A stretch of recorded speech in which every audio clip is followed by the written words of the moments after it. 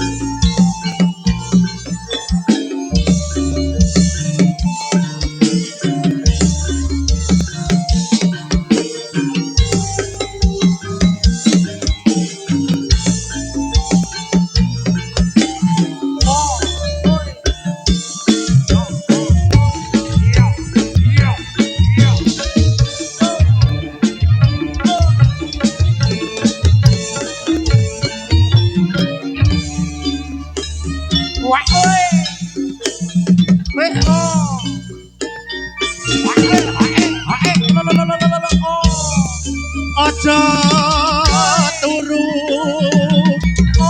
sore kaki ana dewa ngaklah jagat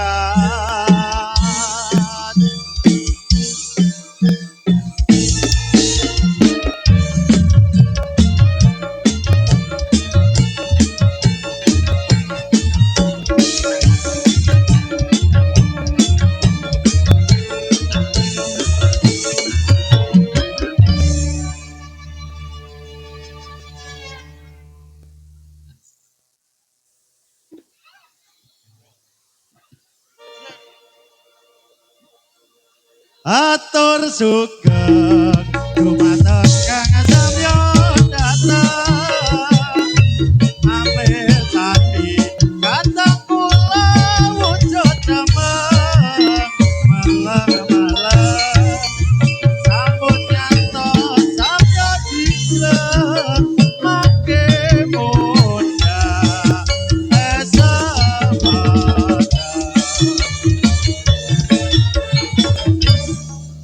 kula dumateng kang samya pirsa ageng alit kakung putri sapa muda kandaya yen wonten lepat kawula nyuwun bukit pangaksa kula niki warisani topeng ireng dereng saged nata lan unggah negara sanyata saged temong lunga sapa upados muga trima sampun cekap kang dados atur kawula mugi sabda sakecak kalenggaira sedaya sinambi pirsa kawula kang rupane boten nyata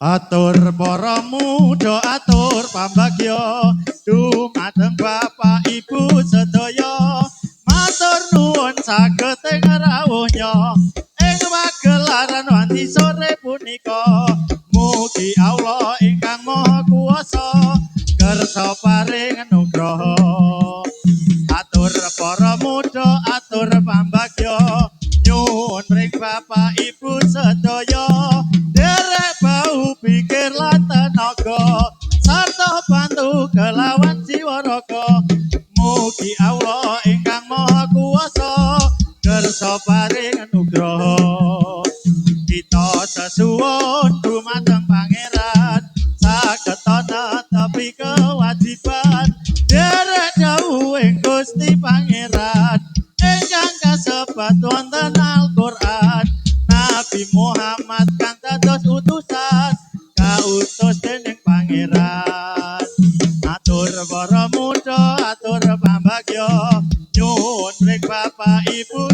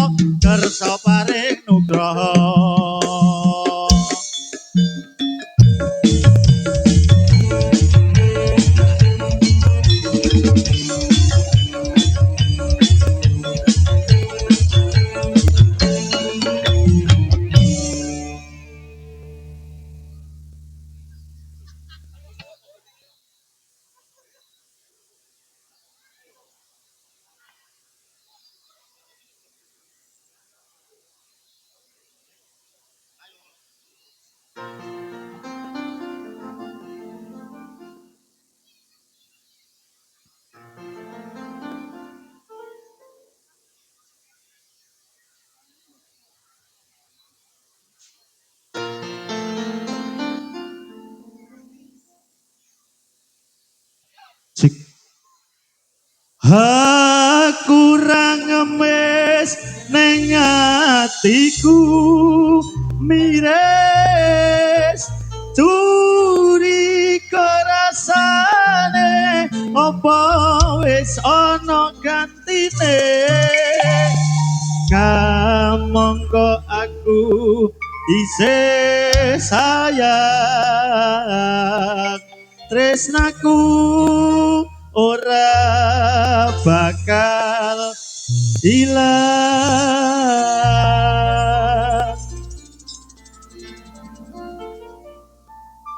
Nimas kesayangan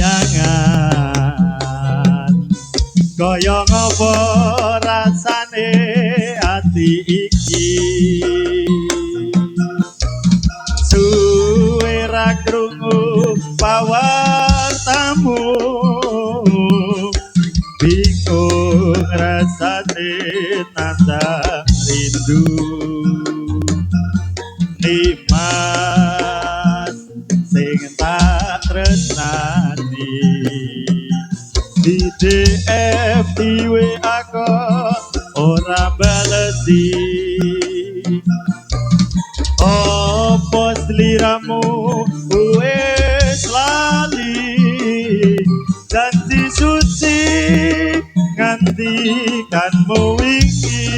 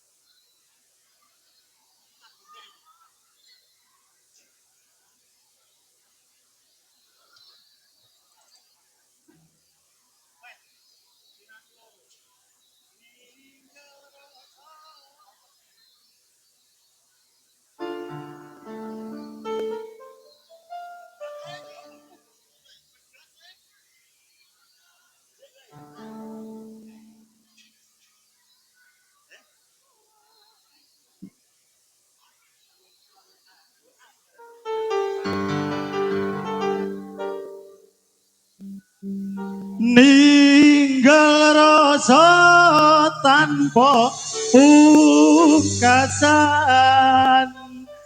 oh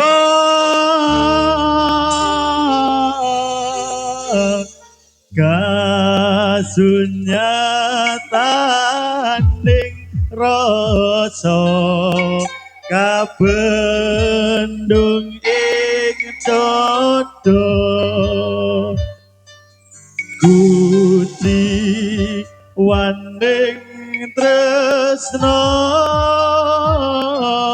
tinatu ing nala tanpa swara mudar tali asmara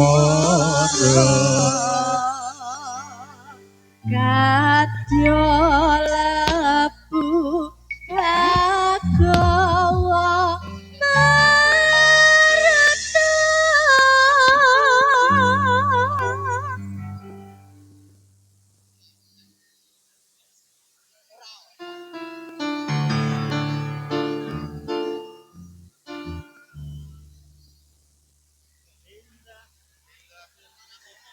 indah manis sinawang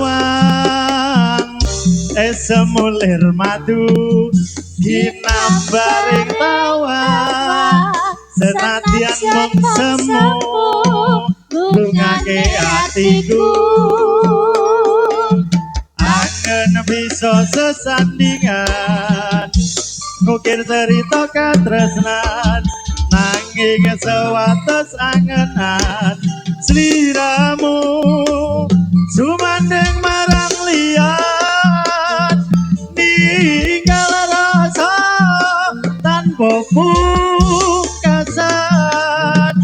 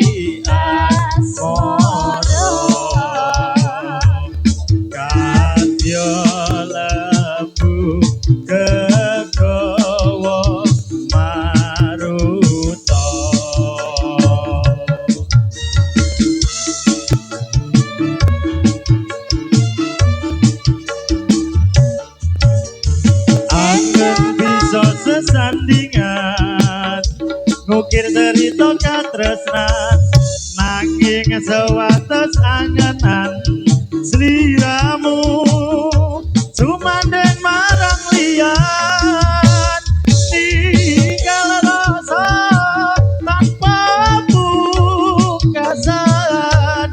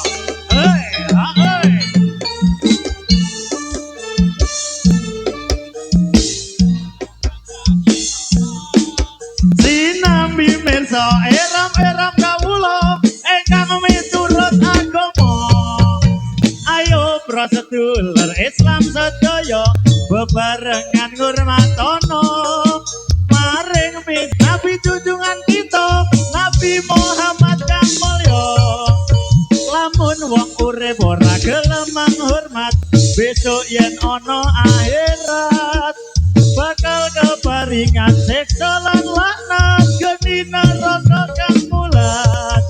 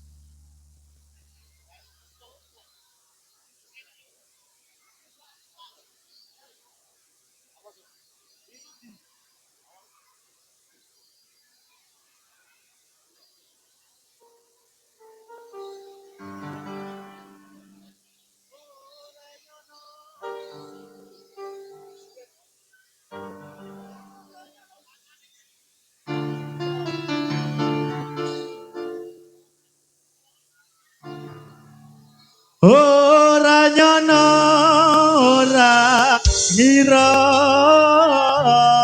kowe madhot talining asma tresnaku kang tulus suci rambok jaga malam mbok blenjani apa pancen wis nasibku kudu pisan karo sliramu senadyan abot jroning ati marga aku ra bisa ngucati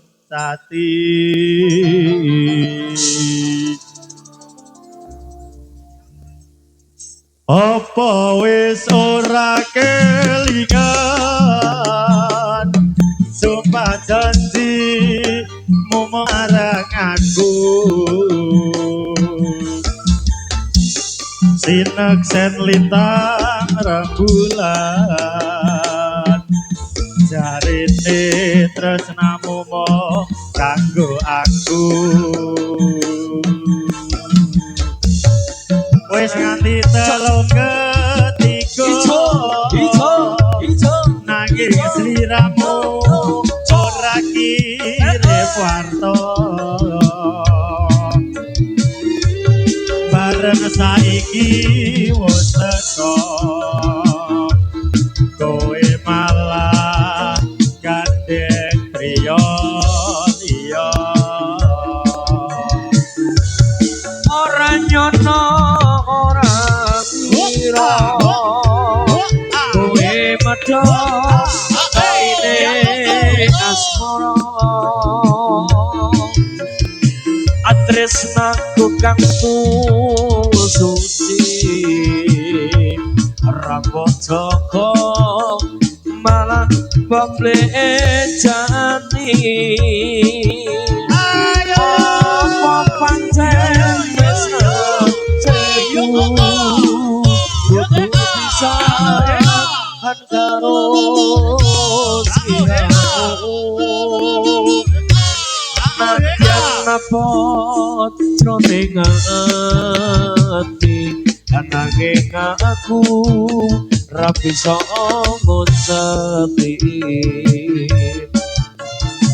alila atiku wis lila senajan batin kudeloro ananging aku ora kuwowo amarga atiku wis kepandhut tresno.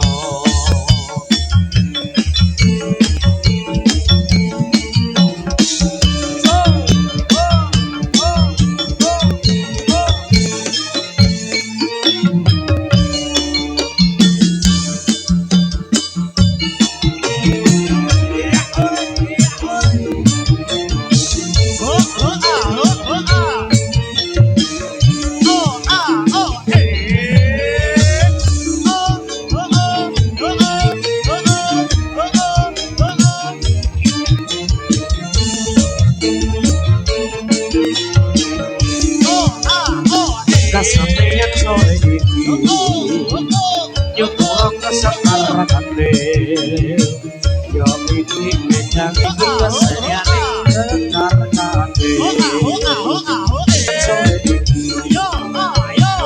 nyukur kesekar kandil yo iki bae yo iki jembitane sekar kandil kesampaian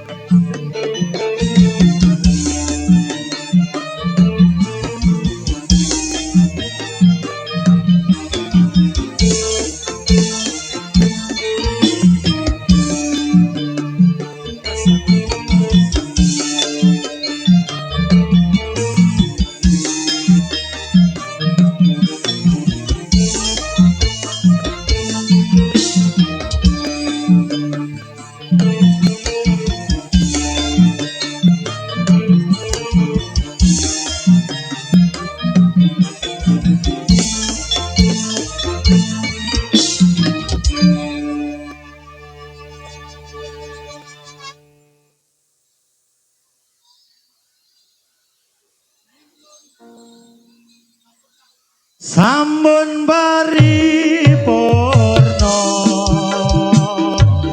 kula paring parisuka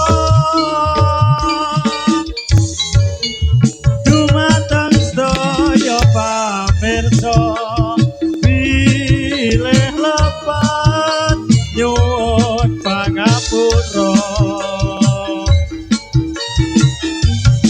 sampun paripurna kula paring parisuka dumateng sedaya pamirsa bilih lepat nyuwun pangapura.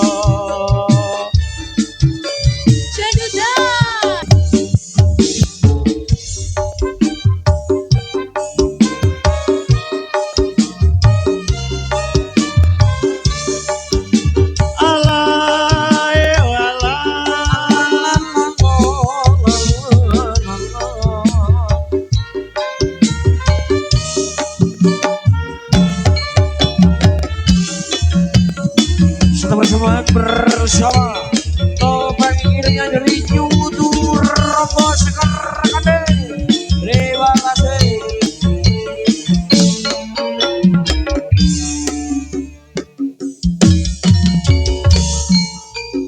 Persembahan yang kedua bersama nyudur Romo Sekar Kandil di sore hari ini dengan kesenian dengan juga yaitu bersama topeng iringnya dari nyudur Romo Sekar Kandil yang sudah menyajikan di sajian yang kedua di sore hari ini.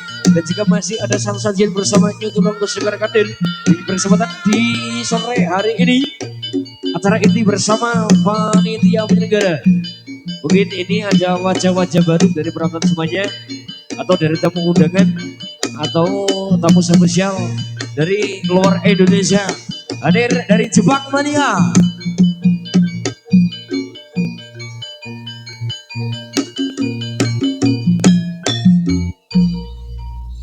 Ya, ini ada sebelum kita aturkan beri sajian yang kedua bersama rekan-rekan di kota-kota Turanggo Sekar Kandil untuk di sore hari ini. Mungkin dari panitia atau Ibu Lurah, Ibu Kepala Desa ada sambutan dikit dan juga ini ada wajah-wajah baru dari keluarga besar dari Jepang Mania hadir dan jauh-jauh dari Jepang untuk Indonesia. Monggo untuk Ibu Lurah.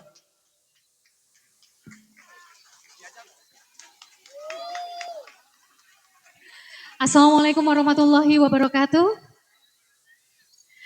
Ya, uh, mungkin saya tidak panjang lebar ya. Kita ucapkan mungkin teman-teman dari Jepang, Sakuranesia. Thank you, arigato. Ya, oke mungkin uh, boleh ini teman-teman semuanya warga Kemetul dan sekitarnya ucapkan konnichiwa untuk teman-teman kita ya. Kita coba ya. 1, 2, 3. Konnichiwa. Ya. Kasih tepuk tangan semuanya. Arigatou gozaimasu. Iya. Iya, baik. Pada kesempatan sore hari ini alhamdulillah di salah satu perayaan dari Marti Desa Kemetul nggih. Sore hari ini kita kedatangan teman-teman dari Jepang dan ini teman-teman ini datang dari Sakuranesia dan dari Kuil Midera. Mereka datang untuk tahu kira-kira budaya yang ada di sini tuh apa saja sih gitu ya.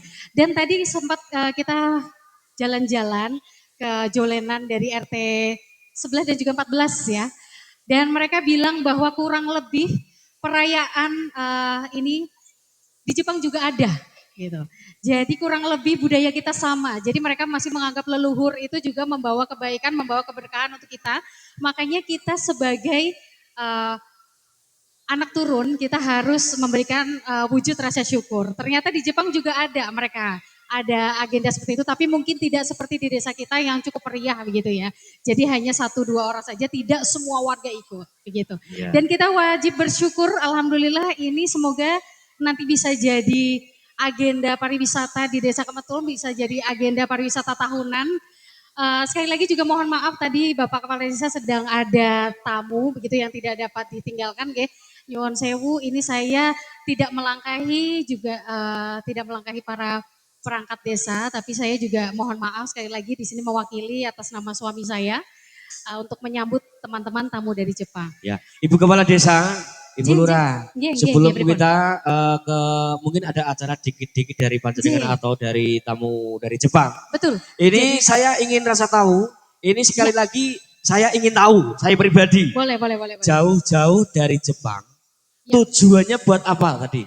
Sekali lagi. Baik, mereka datang ke sini untuk cultural exchange atau pertukaran budaya, begitu ya. Mereka pengen tahu. Kasih tepuk tangan semuanya. Kemetul sangat luar biasa. Betul. Sangat mungkin lagi perdana. Satu-satunya desa yang namanya Kemetul cuma di sini. Iya, Kemetul cuma di sini. Coba dicari di mana-mana nggak akan ada duanya. Satu-satunya desa bernama Kemetul cuma ada di sini. Oh iya. Begitu. Ini datang sampai di Indonesia kapan ini, Bu? Kemarin ya, gitu sampai kemarin. Ya, kemarin. Oh ya, alhamdulillah. Dan tadi dari Jakarta naik kereta langsung Tawang langsung ke sini. Oh gitu. Iya sangat. Ya, dan segera setelah ini kita mungkin ada sedikit ada speech nanti mungkin dari teman-teman Jepang, mungkin ada perwakilan ya. Oke, baik. Oke, ya ini sambil ditranslate sedikit. Mungkin ada mau sambutan mungkin dari ini? Iya, mau sambutan ya. Sumimasen. Ya.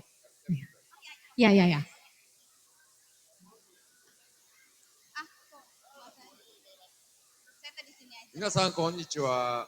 Selamat siang semuanya. Nihon kara yatte kimashita. Kami datang dari Jepang. こんな大変おめでたい日に私たちもお招きをいただいて本当に心から喜んでます。ありがとうございます。Kami sangat senang ketika datang kemari pada saat yang sangat istimewa bertepatan dengan ada acara yang besar. Terima kasih sekali. そうですね。私たちもインドネシアには今日公式来ましたから、皆さんもお子さんたちもっと大きくなった時に機会があれば、日本に来ていただければより嬉しいです。 Dan budaya seperti ini juga di sana juga ada.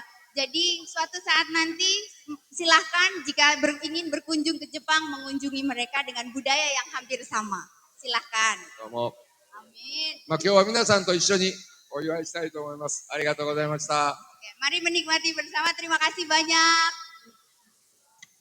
Arigato. Ya, baik. Sekali lagi kami ucapkan terima kasih dan segera ini kayaknya ada kenang-kenangan ya Mas ya dari pemerintah Desa Kemetul yang akan diberikan.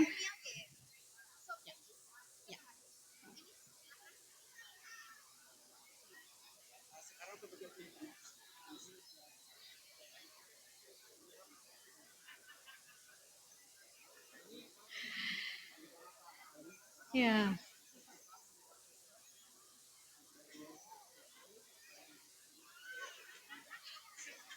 Oh ya, ini ada acara dikit, yaitu sedikit penyerahan mungkin sebuah kenang-kenangan ini ya. Betul, betul. Ini Cendramata dari Pemerintah keluarga desa, besar. Ya. Pemerintah Desa Kemetul dan juga keluarga besar warga Oh Kemetul. iya, itu diwakili dari siapa? Ibu Lurah sudah ada, Baik, ya.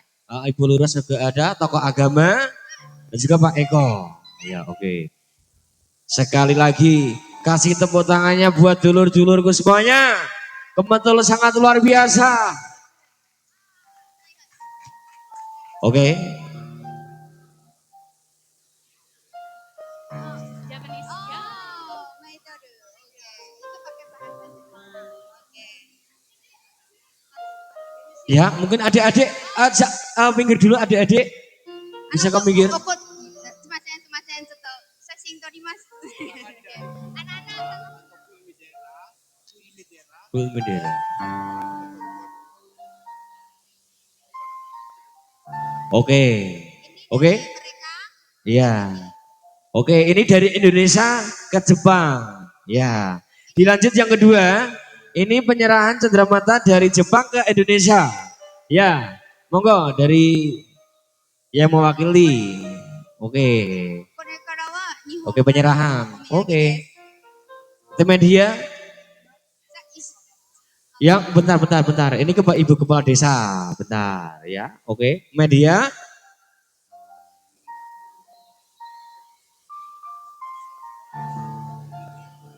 Ya, oke. Penyerahan yang kedua ke tokoh agama. Tokoh agama. Ya, monggo. Oke. Nah, ini sebuah kenang-kenangan.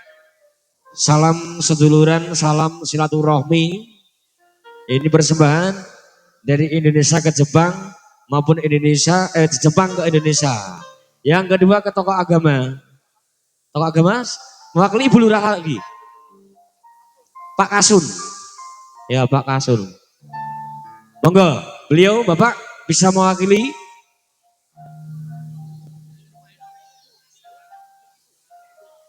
Oh iya. Iya, bentar. Iki kok tokoh agama dulu. Tokoh agama udah. Pak Kasun. Ya itu, sini kita menunggu dari yaitu. Oh ya, ini sebuah kenangan yang ketiga. Semoga berkah rezeki, kebutuhan buat warga masyarakat Desa Kemetul dan sekitarnya, Gemah Ripah Loh Jinawi. Ya, kesehatan. Oke. Ya, penyerahan yaitu kenang-kenangan dari keluarga besar dari Jepang ke Indonesia. Masih Pak Kasun, tokoh agama bisa mewakili, monggo maju ke depan untuk menyingkat waktu persembahan dari konco-konco Nyuturonggo Sekar Kandil. Oke, kita ringkes. Sekali lagi kasih tepuk tangan semuanya warga Kemetul. Oke, terima kasih matur suwun. Sebuah kenang-kenangan yang sangat luar biasa.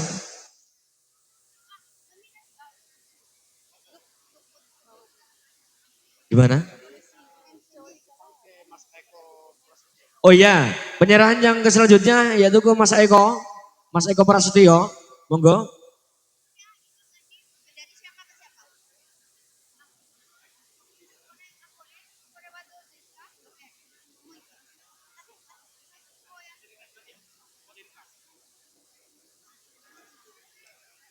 Iya, oke.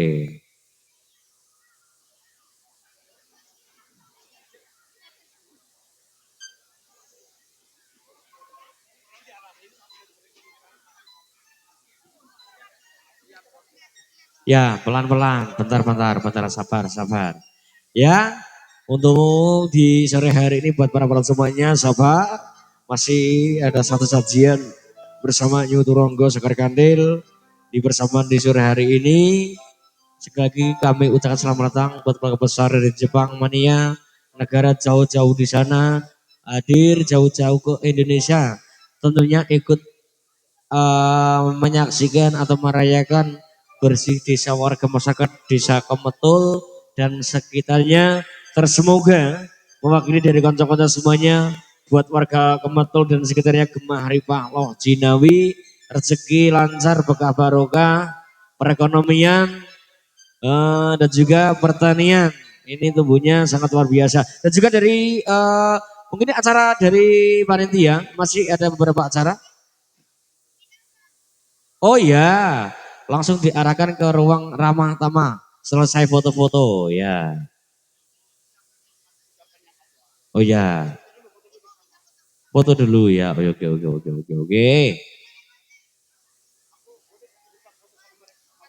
Oh ya bisa. Bisa.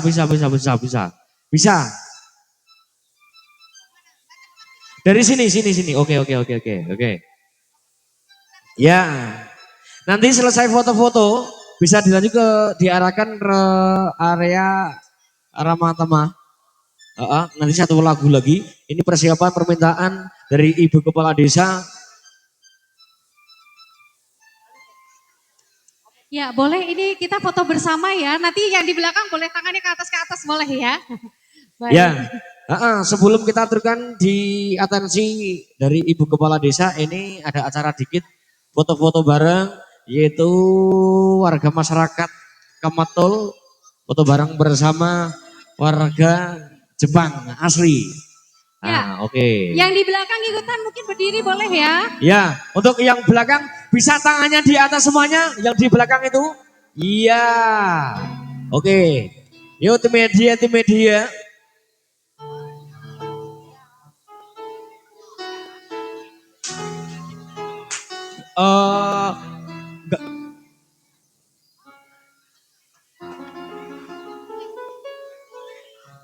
Ya bentar. Oke. Selesai foto-foto kita ke sesi lagu. Satu lagu kita lanjut ke tarian yang ketiga.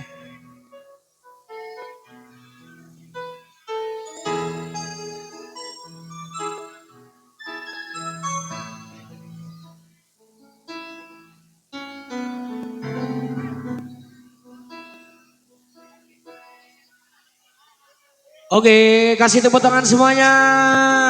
Terima kasih untuk warga Kemetul semuanya. Arigatou gozaimasu. Terima kasih atas kunjungannya dari warga masyarakat Jepang ke Indonesia. Semoga nanti beliau pulang dengan keadaan sehat walafiat, tidak halangan satu apapun. Satu koleksi terbaik bersama New Erlangga. Satu atensi dari Ibu Kepala Desa bersama bidadari cantik atau darah cantiknya dari Erlangga Musik. Mbak Satika, semoga. Oke, bersama para penonton semuanya, selamat sore, selamat datang semuanya. Jumpa bersama New Turonggo Sekar Kandil. Masih ada satu sajian yang belum disajikan di berkesempatan di sore hari ini. Satu koleksi terbaik, satu atensi pemerintah desa warga masyarakat Kemetul bersama Satika Erlangga.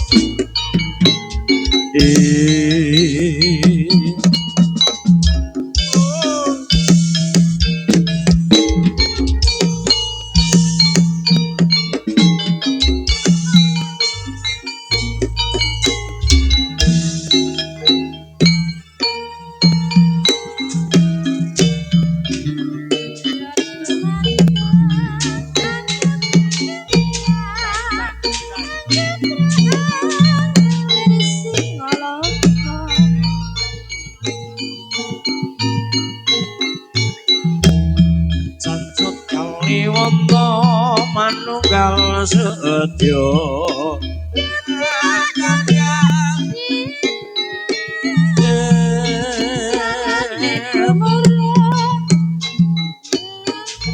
Nesupada rawanya sanata sajero-jero kaya ikasa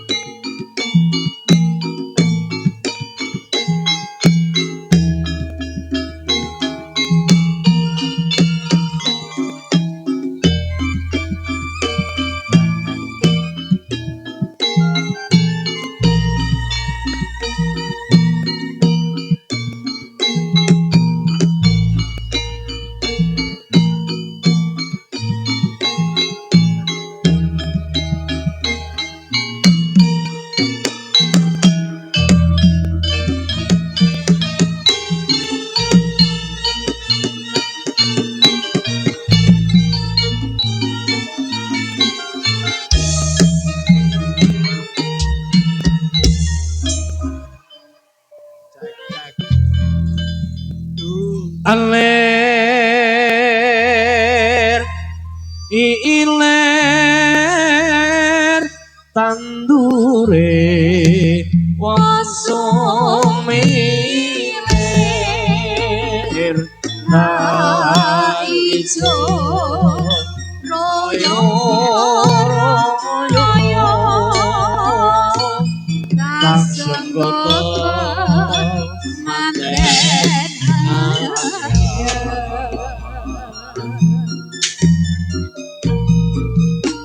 bocah angon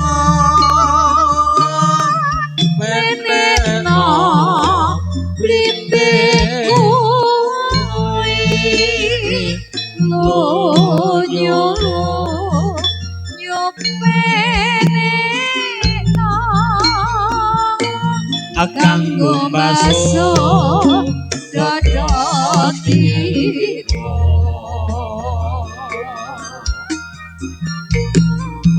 dodotiro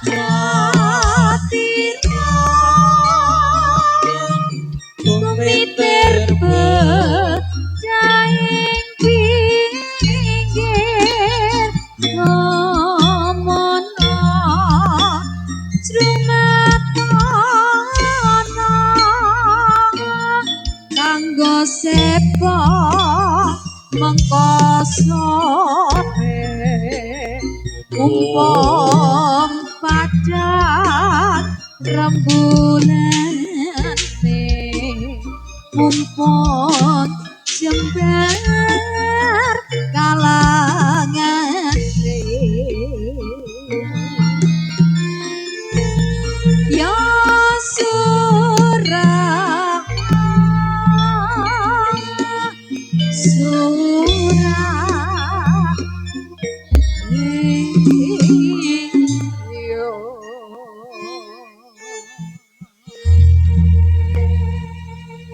bersama Nyemut Ronggo Sekar Kandil di sore hari ini buat para semuanya waktu sudah menginjak pukul 5 tentunya kita aturkan sajikan di sajian yang ketiga bersama Yutu Ronggo Sekar Kandil semoga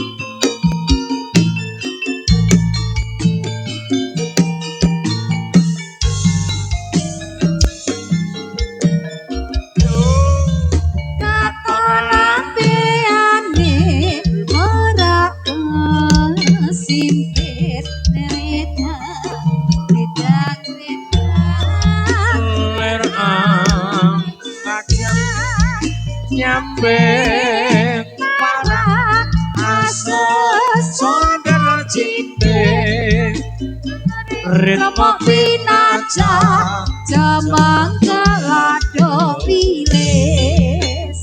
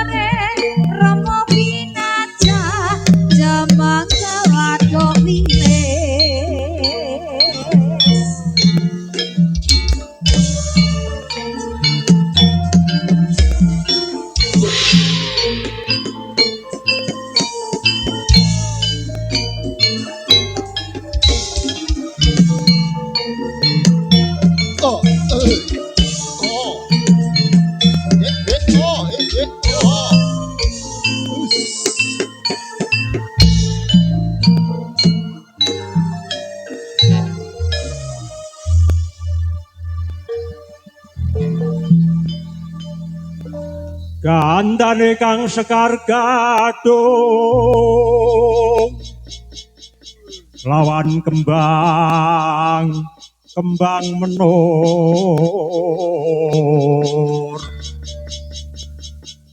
kang es muarum winolan oyot-oyotan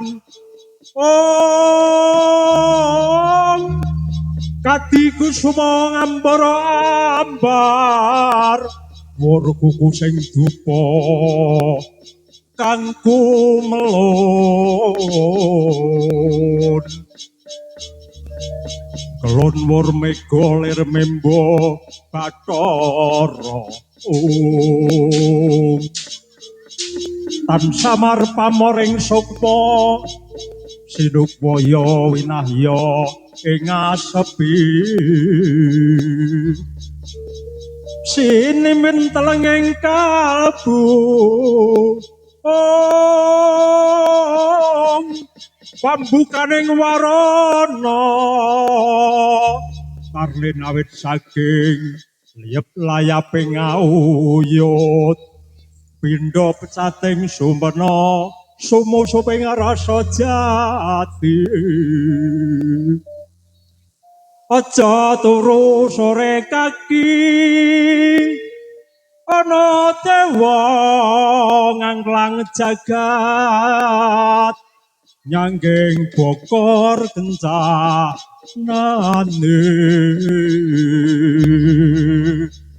isine tungo tetula sandang lawan pangan yoiku bagianipun wong melek sabar narima wong melek sabar narima angsa nembah kang piniji karta marma sigra medal undang wadya bala manggung lumarap kang para wadya anampi dawuh ira tan wonten kang samya kantun amung nenggo bendi bidal enjing bidal gumuruh saking Astina Nagri tung ingkang pala kaswa biar busananira lir surya dalira Saka ing jwalane diarsa madangi jagat tok mungup-mungup aneng sapuncahing wukir merbabak bang sumirat kena sorot ing surya natap mega lan gunung oh.